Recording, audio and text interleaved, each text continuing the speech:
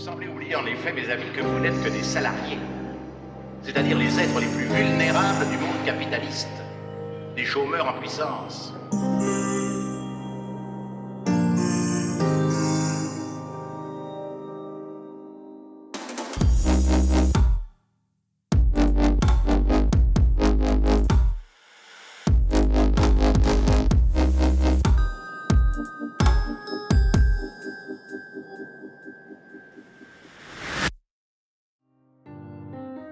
Bonjour les invulnérables. Bienvenue chez cette sorte de psy où l'on soigne d'abord le travail et pas forcément les gens. C'est le premier épisode, on est en réglage, je suis encore tout seul à ce micro. N'hésitez pas à faire des retours et pourquoi pas à encourager.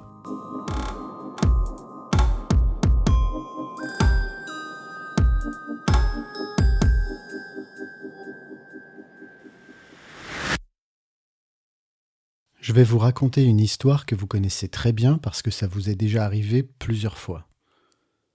L'histoire d'un changement qui est annoncé dans l'entreprise, un changement important, comme une réorganisation ou l'évolution d'une législation. Et vous, dans votre coin ou avec votre collectif de collègues, vous suspectez le traquenard. Des problèmes à venir, des tensions à résoudre. Vous vous dites que ça va être moins bien ou plus compliqué qu'avant. Arrive alors un consultant avec sa cravate qui vous explique que, ma foi, c'est dans votre tête. Vous résistez au changement, vous en avez peur, et même vous avez du mal à faire votre deuil.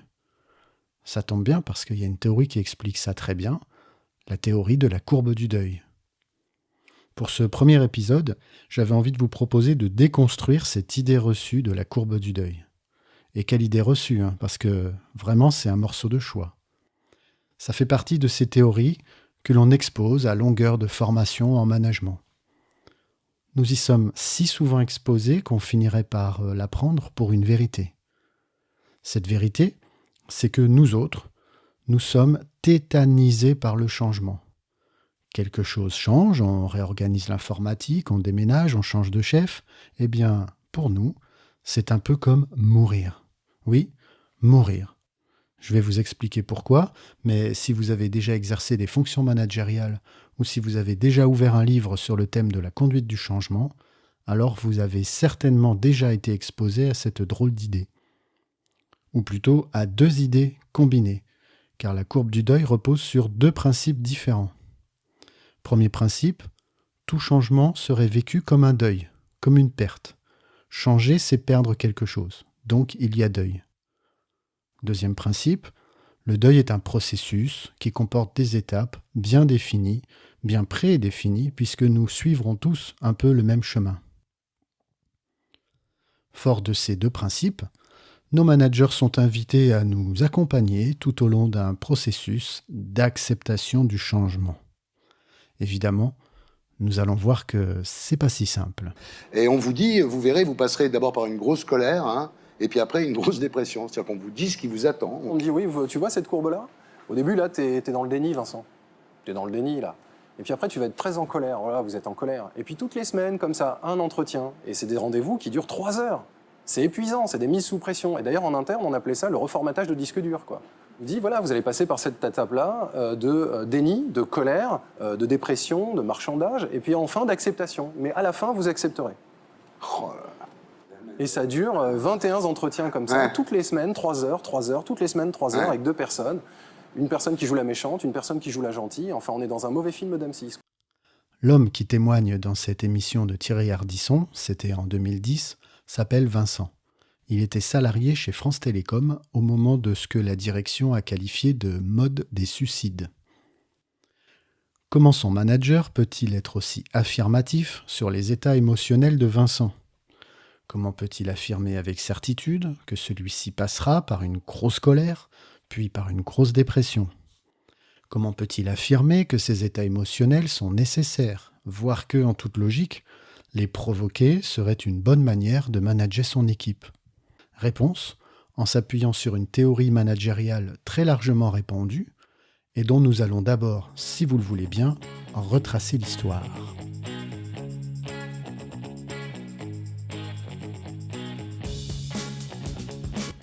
Remontons le temps jusqu'à la charnière des années 60 et 70. Elisabeth Kübler-Ross, une jeune psychiatre suisse, est en résidence à l'université de Chicago. Elle observe que le personnel hospitalier accorde assez peu d'attention aux patients en phase terminale, ce qu'on appelle aujourd'hui les soins palliatifs. Elle entreprend alors un travail de monographie, c'est-à-dire d'écoute et de retranscription de leurs témoignages. Elle veut comprendre comment réagissent les individus face à leur propre mortalité.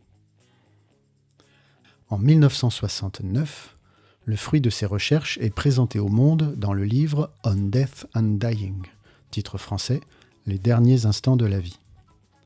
Le succès est immédiat et Kübler-Ross enchaîne les passages dans les médias. Extrait. If the fear of death is taking on such extreme forms, you can imagine that the patient himself who is dying suffers tremendously. And this is something we see in the hospital every day.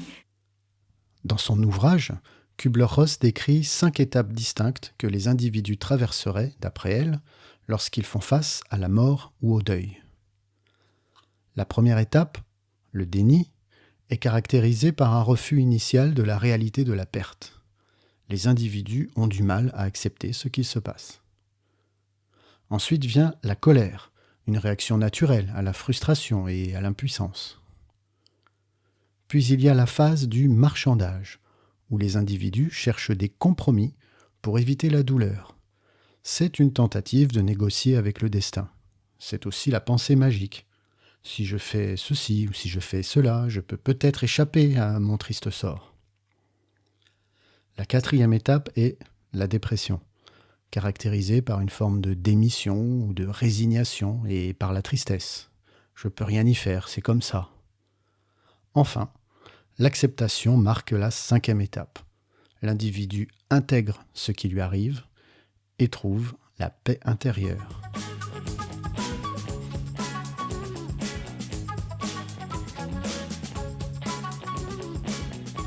Bien qu'il n'y ait pas la moindre trace de science là-dedans, beaucoup ont accepté cette théorie comme une réalité. Face au deuil, on passerait tous par le déni, la colère, le marchandage, la dépression, puis l'acceptation. Le premier et, à ma connaissance, le seul article scientifique qui ait examiné la validité de cette théorie date d'ailleurs de 2007. C'est une étude de Paul Maciejewski de l'université de Yale qui porte sur 233 individus. Cette étude remet fortement en question les affirmations de Kübler-Ross. Je vous le mets en description, attention, c'est en anglais. Une étude de 2007 donc, soit 4 décennies après l'ouvrage On Death and Dying. Vous vous demandez sans doute pourquoi il n'y a pas eu plus de recherches dans l'intervalle. C'est pour une raison simple. Cette théorie ne tient pas la route, et tout le monde le sait.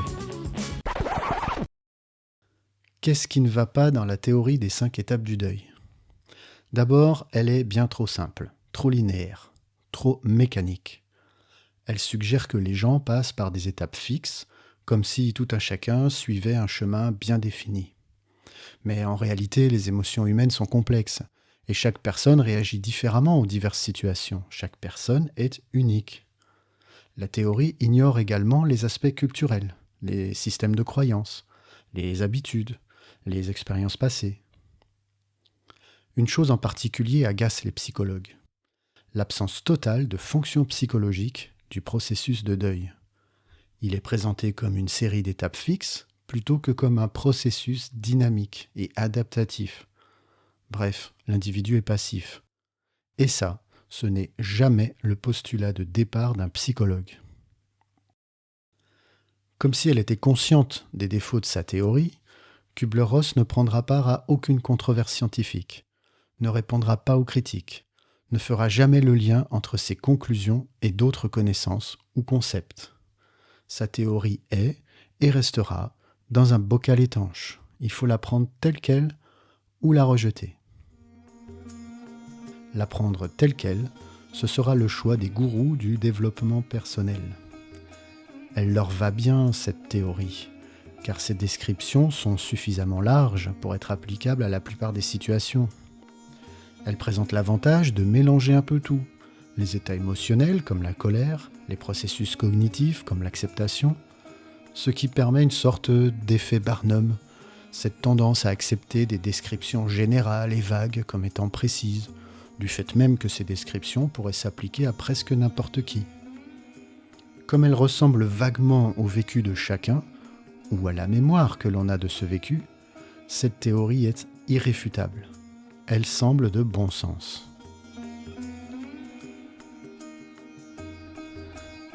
Avant de laisser Kübler-Ross, il faut peut-être évoquer qu'au cours des années 70, elle s'intéressera aux expérimentations sur le voyage astral, qu'elle écrira la préface du livre de Raymond Moody, Life After Life, la vie après la vie, ou encore qu'elle s'installera en Californie, où elle établira un centre de soins par le yoga. Elle ne s'intéressera plus à la médecine ou à la psychologie et se concentrera sur les questions métaphysiques de la vie après la mort. Ce jusqu'à son dernier livre qu'elle publie en 2002, 2 ans avant de nous quitter, La mort est un nouveau soleil.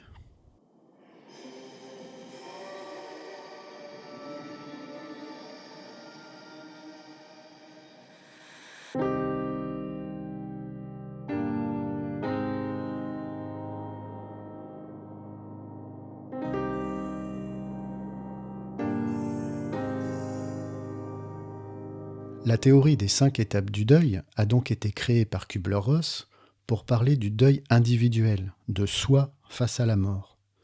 Étrangement, elle sort de l'oubli à l'orée des années 2000, mais dans un tout autre registre, celui du management. Quel rapport ? Je laisse Marie-Lise, youtubeuse coach de dirigeants, vous expliquer. Alors dans cette période où tout bouge tous azimuts, nous voulions, Sébastien et moi, revenir sur une courbe que l'on partage régulièrement avec nos clients entrepreneurs, dirigeants, mais qui s'applique aussi complètement à la vie personnelle quotidienne. C'est ce que nous, on appelle la courbe de la transformation, mais qui peut s'appeler aussi la courbe du deuil, puisque finalement, se transformer, c'est faire le deuil de quelque chose de connu. Les étapes du deuil sont devenues une courbe. L'axe horizontal est le temps qui passe, l'axe vertical est au choix, l'efficacité ou le bien-être de la personne. À l'annonce d'un changement, la courbe plonge vers la dépression, puis remonte au cours de la phase d'acceptation pour arriver bien entendu à un niveau supérieur à celui de son point de départ, parce que le changement est toujours positif, parce qu'on apprend toujours quelque chose à se transformer. Tout ça semble un peu forcé, n'est-ce pas ? Comparer la réorganisation du travail avec sa propre mort, c'est pour le moins assez imprécis et, d'après moi, quelque peu insultant pour les salariés. Sommes-nous à ce point fragiles ? Sommes-nous à ce point limités à notre seule expérience de travail ? Les parangons du néo-management ignorent sans doute que l'être humain au travail n'est pas un Playmobil, qu'il a un vécu, des affects, une culture particulière. Ils s'imaginent alors que changer de bureau, de process ou de collègue représente pour le kidam moyen une expérience proche de celle de la mort imminente. Soit ils nous prennent vraiment pour des débiles, soit ils ont une idée en tête.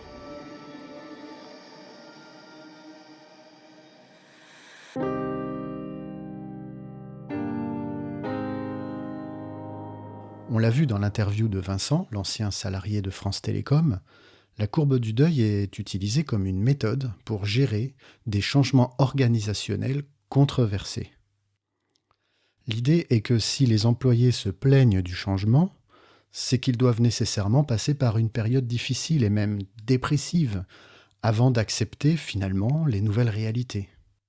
Ce qui conduit à minimiser les véritables problèmes posés par la nouvelle organisation et à ignorer les réactions légitimes des employés. La force de la théorie des étapes du deuil, ainsi revisitée, c'est de ne pas tenir compte des problèmes structurels que rencontrent les équipes. Mettre l'accent uniquement sur le processus émotionnel, individuel qui plus est, détourne l'attention des vrais facteurs de risque. La charge de travail, la perception d'une qualité qui se dégrade, etc. En utilisant la courbe du deuil, les managers du changement renversent la responsabilité.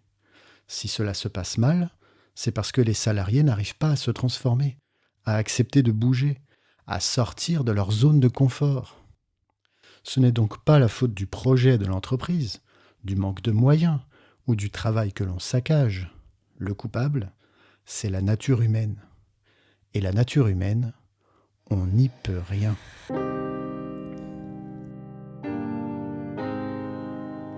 Dans certaines entreprises, une pression a même été exercée sur les employés pour qu'ils avancent rapidement au travers des étapes du deuil, conformément à la théorie.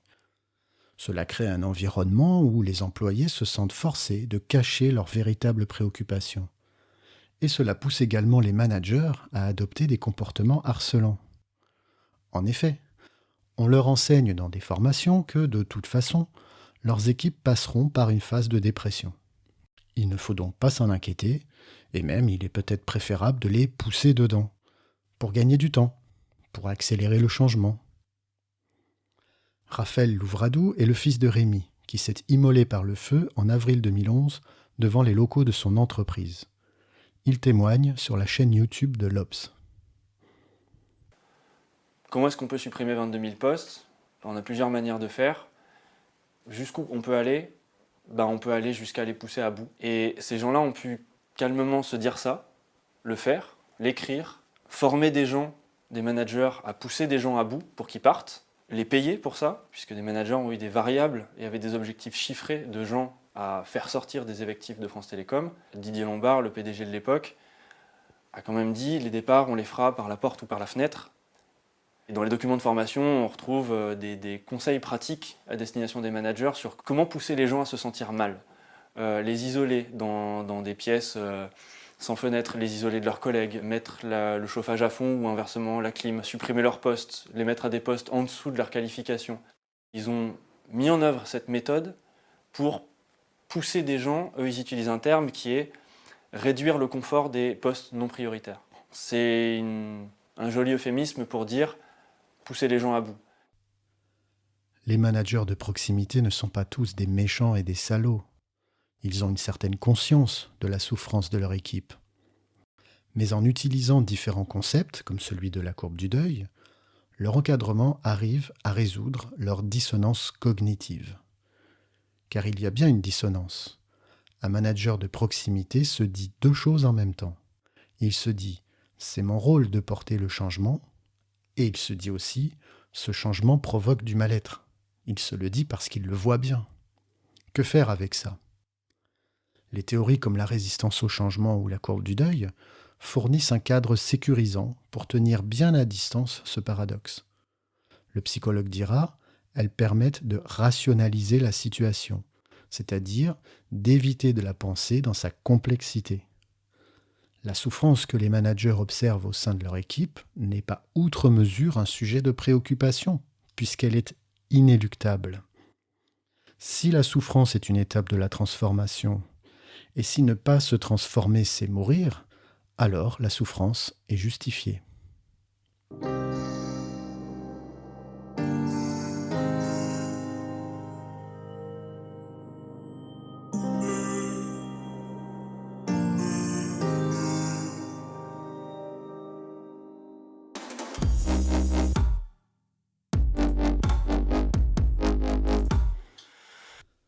La courbe du deuil est une illustration parfaite de la manière dont les cabinets de conseil en management déterrent ou créent de toutes pièces des théories pour rassurer les entreprises, pour prendre en charge les tensions et les dissonances. Il y en a bien d'autres, des explications valises. Et il n'est pas exclu que je vous en parle prochainement, comme cette histoire de management générationnel, par exemple. Vous savez, les fameuses générations X, Y, Z. C'est à peu près du même tonneau. Dites-moi en commentaire si ça vous intéresse. De manière générale, méfiez-vous des modèles simplistes. Méfiez-vous particulièrement des théories ou des cadres d'action orientés sur les gens et pas sur le travail. Si un projet d'organisation règle les problèmes, améliore la qualité, augmente l'efficacité, il n'y a aucune raison pour que les salariés le vivent comme un deuil. Et le deuil, de toute façon, ce n'est pas l'enchaînement de 5 étapes stéréotypées. En conclusion, la courbe du changement ne sert à rien, si ce n'est à détourner le regard de l'activité des problèmes qui s'y posent, et à détourner le regard du travail réel.